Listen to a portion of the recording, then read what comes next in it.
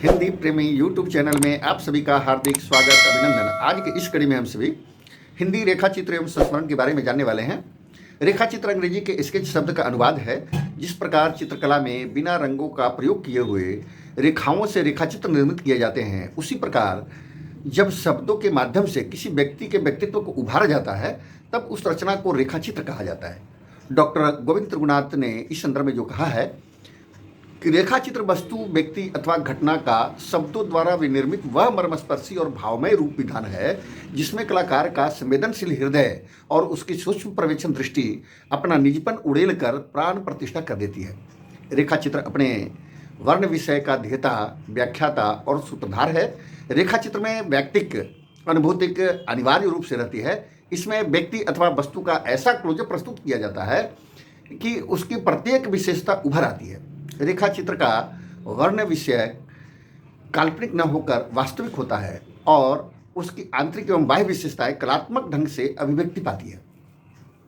रेखा चित्र से जो मिलती जुलती विद्या है वह संस्मरण है, जिसके लिए अंग्रेजी में शब्द है मेमोरियस। और इसके संदर्भ में महादेवी वर्मा ने कहा है कि संस्मरण लेखक की स्मृति से संबंध रखता है और स्मृति में वही अंकित रह जाता है जिसने उसके भाव या बोध को कभी गहराइयों में उद्वेलित किया हो। संस्मरण और रेखा चित्र में भेदक रेखा खींच पाना बहुत कठिन होता है और यही कारण है कि संस्मरण विवरणात्मक होते हैं और रेखा चित्र रेखात्मक। इसमें इतिवृत्ति की प्रधानता नहीं होती है। रेखा चित्रों में सूक्ष्म तथ्य रहते हैं, घटनाओं का विवरण नहीं दिया जाता है। यह भी उल्लेखनीय है कि रेखा चित्र में वस्तुपरक दृष्टिकोण की प्रधानता होती है, जबकि संस्मरण आत्मपरक रचना है। रेखा चित्र में लेखक का व्यक्तित्व नहीं उभरता, जबकि संस्मरण में लेखक का व्यक्तित्व भी प्रकारांतर से आ जाता है। हिंदी में संस्मरण और रेखा चित्र प्रायः घुल मिल गए हैं। अनेक लेखकों की रचनाएं कुछ आलोचकों ने संस्मरण के अंतर्गत मानी है, तो कुछ अन्य उन्हें रेखा चित्र कहना ज़्यादा उपयुक्त समझते हैं। वस्तुतः कोई साहित्यकार यह सोचकर नहीं लिखता कि वह संस्मरण लिख रहा है या रेखा चित्र। डॉक्टर पद्म सिंह शर्मा कमलेश के अनुसार प्रायः प्रत्येक संस्मरण लेखक रेखा चित्र लेखक भी है और प्रत्येक रेखा चित्र लेखक संस्मरण लेखक भी है। यही कारण है कि रेखा चित्र और संस्मरण में विभाजक रेखा नहीं खींची जा सकती। वस्तुतः न कोई बिना संस्मरण के रेखा चित्र के पूरा होता है और न कोई रेखा चित्र बिना संस्मरण के।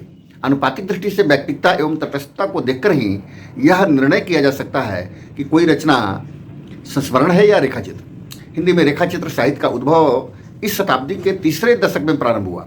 डॉक्टर हरबंसलाल शर्मा ने पंडित पद्म सिंह शर्मा को संस्मरण एवं रेखा चित्र का जनक माना है और उनके अनुसार रेखा चित्र की दृष्टि से अब उनका पद्म पराग जो संग्रह है वह उल्लेखनीय है। उसमें संस्मरणात्मक निबंधों का तथा रेखा चित्रों का संकलन है। तो इस तरह से रेखा चित्र और संस्मरण का विकास हुआ।